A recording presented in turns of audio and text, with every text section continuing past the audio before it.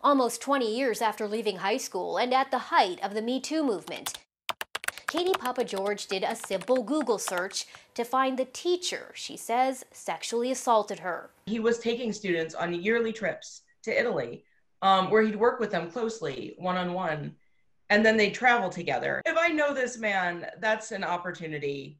That's a prime opportunity for abuse. After seeing that, Katie says she realized she had to speak out about her relationship with that teacher.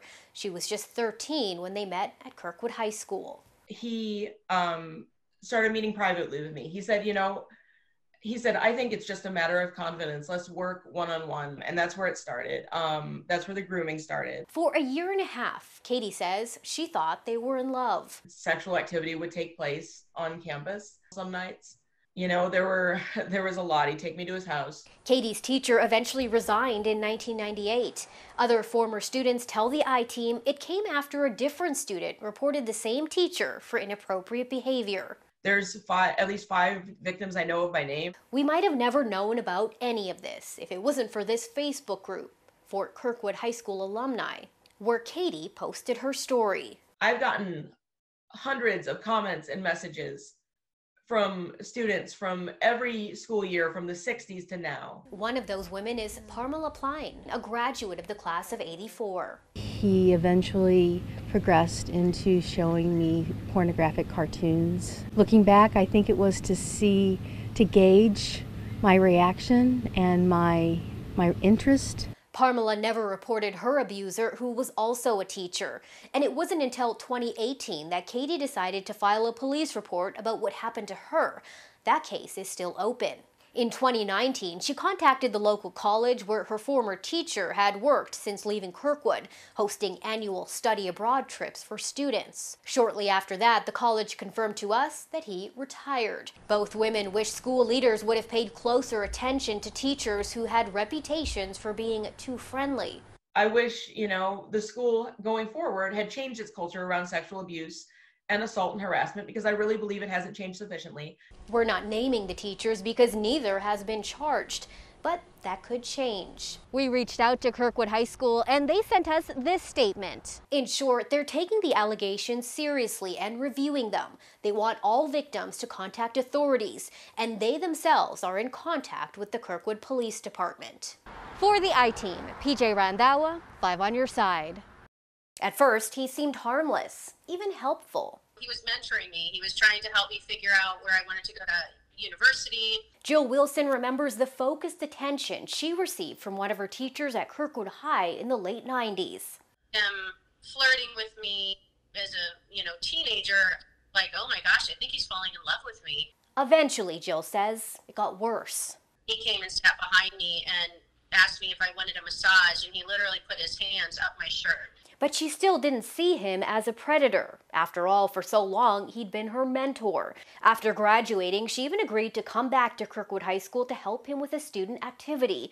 That was a turning point. I found a manila folder that was marked student writings, like love letters, poems, talking about how great it was to see you last night. Jill says one of the other students the teacher had begun to focus on was then 13-year-old Katie Papageorge. Sexual activity would take place on campus. Disturbed and armed with the letters, Jill reported everything to then Principal Franklin McCauley. No counselors in the room, no women in the room, just us. Weeks later, she says McCauley called her to tell her the teacher was allowed to resign. And there was something else. He's very upset having lost his career, so he is on suicide watch now. It's like a manipulation, and it worked because then I suddenly felt shame. But he never asked me if are you okay? Like, do you need counseling? Former Principal Frank McCauley recently shared a lengthy statement on Facebook about the allegations, saying in part, quote, "I regret I did not do more," and admitting, quote, the teacher's license to teach in Missouri schools K through 12 was taken away, but he was not taken to trial. Shamed into silence for decades, it was only last year that she and Katie finally decided to file a police report. Kirkwood PD tell us the case against the teacher is still open. Several abuse survivors are now circulating a change.org petition and a list of demands, both aimed at getting accountability and reform within the district. He was allowed to resign, and then he continued to teach. So the consequences weren't really that big of a deal. So all the other teachers were watching that. Kirkwood superintendent also announced today he'll request approval for an independent investigation of how sexual abuse allegations are reported and handled within the district. Anyone with information is urged to inform the district through an online form on the Kirkwood Schools website. They're also offering counseling services for survivors. For the I-Team, PJ Randhawa, 5 on your side.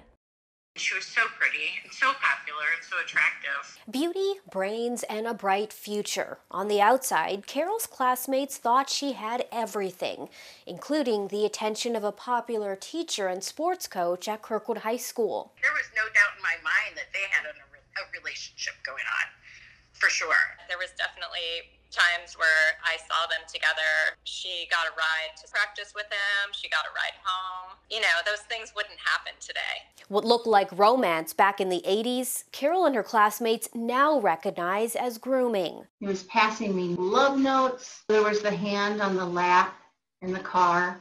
There was the secrets of not telling, like, we'll tell when you're 18 years old. I can't wait till you're 18. One day after practice, Carol says her coach took her to his apartment. I remember him saying that his roommate had left and he made drinks. I remember thinking, yeah, no, I mean, whatever. Then he forced himself on me. Carol says he raped her. I remember being extremely grossed out while it was happening, and I remember staring at the ceiling. I remember looking around his room. I mean, it's just like it is burned into my mind exactly what that was like. It was so numb. Carol never reported the abuse and no police report was ever filed. That's why we're not using the teacher's name in this story. But we can confirm that after he left Kirkwood, he went on to teach at a school where he still teaches today. We reached out to that school about the allegations. They tell us they've launched their own investigation and have contacted police, but they say they have not received any complaints about this teacher. Regardless, these women fear his predatory behavior may have continued with other students at Kirkwood. After, she had graduated, I had witnessed his eyes on someone else. I have learned that there is at least one more person, at least a decade after me. That student hasn't come forward, but Carol says coming out has been healing, even though she still struggles. Even at this point, I'm still working out the fact that is this my fault? Did I cause it? What was my part? And then thinking very clearly, if this happened to one of my daughters, there's no way this would be their fault. For the I-Team, PJ Randhawa, 5 on your side. She was 16 when it happened. He said that must feel really good. He was a chaperone, an employee of the Kirkwood School District. Back then, the high school would sponsor trips during spring break. It was the 1970s. Jane, who asked us not to use her real name, says a few days into the trip, she passed out from sun poisoning. When she woke, that chaperone was there. He started rubbing lotion on me, my legs, the inside of my thighs, and proceeded, with his hands to go further. It's frozen, absolutely frozen. There were witnesses, but she says she never reported what happened. You're so young when it happens that you live with the shame. Years later, Jane started a family and became a teacher. She eventually took a job back in the Kirkwood School District. The elementary schools are just so above average. She says her daughter was enrolled at Kirkwood High School when she learned history had repeated. She was devastated. I had a daughter who was grossly assaulted. The incident involved several students, but no staff. I went to administration about it and was asked to refrain from doing any legal or consequential actions until after the football season was over. Kirkwood has a reputation, and I'm sure the district wants to protect that reputation. Sharon Taishi, a Kirkwood High School teacher for 30 years, says she often felt administrators protected staff despite the cost to students. Inappropriate sexual contact with students. Those were the rumors. There were teachers that were dismissed for these reasons, yet somehow they never made the news. So that did bother me. Taishi is speaking out because she herself is a survivor of childhood molestation. Students were hurt, and something needs to be done. Jane, meantime, quit teaching. Neither she nor her daughter ever saw their abusers face any consequence. She hopes by sharing their stories, things will be different for the next student who comes forward. It wasn't until I was 40 years old and in therapy that I was finally able to say it wasn't my fault. For the I-Team, PJ Randhawa, 5 on your side. He was the most inspiring, charismatic, charming, intelligent guy. And so we all thought the world of him. He was mentoring me. He was trying to help me figure out where I wanted to go to university. While he played the part of mentor, these former Kirkwood High School students say behind the scenes, their teacher was a predator. We were in the green room, the teacher, myself, and 2 other girls. And he essentially said something along the lines of, "I'm just so proud of you," and kissed each of them on the mouth. And I watched this happen, and then he got to me and he kissed me. And I thought, no one's acting like anything is wrong. That same teacher allegedly went further with other students, like Katie Papa George. Sexual activity would take place on campus some nights. You know, there was a lot. He'd take me to his house. In 1998, after a student reported the abuse to a principal, the teacher resigned a few days later. The I-Team obtained letters between that teacher's attorney and the school district. Those letters show the teacher left his job at Kirkwood High School to avoid charges and hearings related to the allegations. That they just cut a deal so that his reputation could be preserved, his career could be preserved, and the district could save face. And that's at the expense of sexual abuse survivors. So I think they were just like, this is tidy. He won't be able to teach kids anymore. And we'll just call it a day. That teacher went on to work at a local community college. Last year, the women contacted that college and the police about the allegations buried in his Kirkwood file. He resigned from the college shortly after. Now, a year later, prosecutors have launched their own investigation. It's very encouraging. Yeah, I'm really glad to hear that it's going forward. I think it's the number of victims, the amount of documentation. The St. Charles County Prosecutor's Office tells us they hope to wrap up their investigation next week. In a statement, the Kirkwood School District tells us the staff that negotiated the deal with that teacher no longer work for the district. Carol Holtz Herman, another former Kirkwood student who says she was raped by her teacher in the 80s, says she's also recently met with investigators. Her alleged abuser went on to teach children at a local private school. That school launched their own investigation recently. His name no longer appears on their website. For the I-Team, PJ Randhawa, 5 on your side. Katie Papa George was the first. Sexual activity would take place on campus. The first of more than a dozen former Kirkwood High School students who say they were sexually abused by teachers. You know, there was a lot. He'd take me to his house. And even when reported, school and district leaders did nothing about it.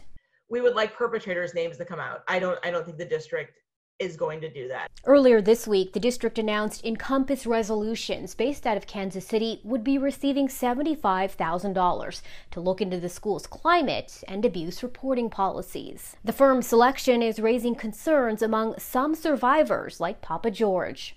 You know, this firm's central issue, you know, it's run by a person who's an employment lawyer. You know, so their central issue is workplace disputes. Their central issue is mediation.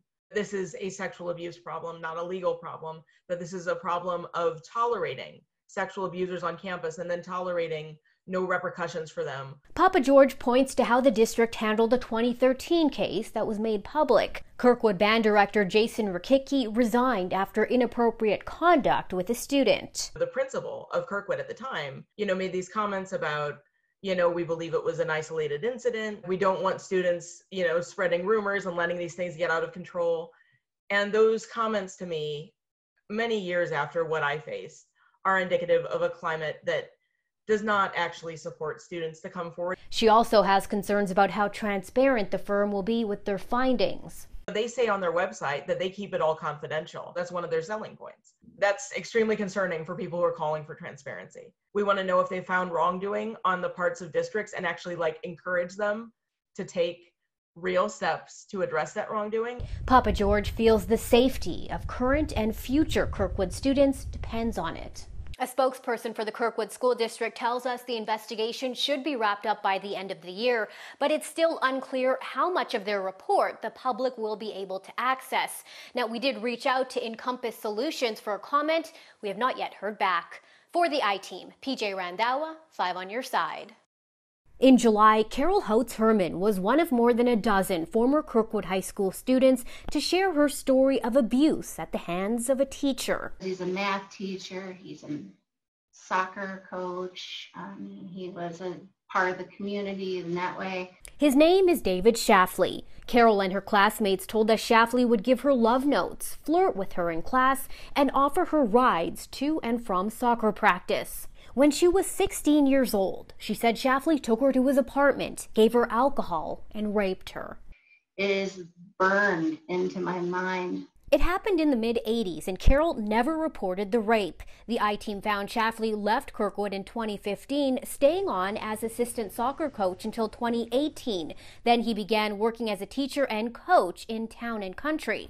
Back in July, leaders at Westminster Christian Academy told the I-Team that they were investigating Shafley over some of these allegations. As of just a few hours ago, they now tell me he no longer works for the school. Carol's federal lawsuit claims Kirkwood staff had received previous complaints about Shafley's inappropriate behavior towards students and did nothing to stop it. Yeah, I'm not really sure why they think that there was not an obligation to report this conduct other than trying to preserve their reputation. Carol's attorney estimates more than 25 district employees have been accused of sexually harassing students in the last 40 years. The lawsuit accuses the district of letting those employees resign without reporting them to the police. Sometimes there's that worry that, oh my God, this scandal is going to ruin us. And they want to keep it quiet instead of putting kids first. It turns into district self-preservation over kids. The Kirkwood School District recently announced an independent mediation firm will examine the district's sexual abuse reporting policies. Yet Boyd says the district has promised nothing to help former students living with the trauma of abuse. A lot of this is about effectuating change. But we also hope that they take care of the people that they seem to have not taken care of in the past. Shafley, meantime, did not return our request for comment. For the I-Team, PJ Randhawa, 5 on your side. Has written many things about her old drama teacher, Christopher Stevens. When she was just 14, she wrote in her diary about their relationship. In 2020, decades later, Papa George says she finally had the courage to write about surviving Stevens' sexual abuse. When I was still a child, he said, bring me anything you want to write. You're so talented. I want to support you. It hurts. It hurts to know that he was sexually abusing me all that time. Court documents say the abuse happened on Kirkwood School property, in Stevens' office, even in the drama prop room. Papa George isn't the only student to accuse Stevens. The I-Team has spoken with 2 other women who say Stevens also abused them at Kirkwood High School. He literally put his hands up my shirt. I didn't ask for that. We were in the green room, and he got to me, and he kissed me. This summer, the I-Team uncovered documents showing Stevens was allowed to resign in 1998 after 2 different students reported abuse to the high school's principal. The district agreed not to involve police or investigate the allegations. I don't believe that he was a bad apple. I believe it was part of a system that did not validate sexual abuse victims. Stevens went on to teach Italian at the St. Louis Community College. After learning that, in 2018, Papa George filed a police report and contacted the community college. Shortly after, Stevens resigned again. I was concerned about his work at the community college because of him taking students on these study abroad trips. Just knowing his pattern of grooming, knowing his pattern of abuse, it fits very squarely within that.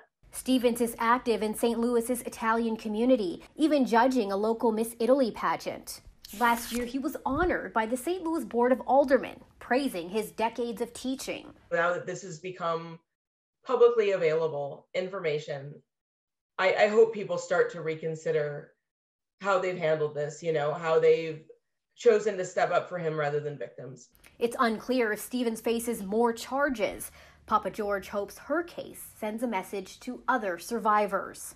I know that there are other things that he's done, you know, that are as bad as what he's done to me. I hope that any victims are able to get the strength to come forward. I hope this helps them to know that they'll be believed. Stevens is expected to be arraigned on Friday. We did reach his attorney by phone today. He tells us that Stevens denies the charges and is looking forward to fighting them in court. For the I-Team, PJ Randawa, 5 on your side.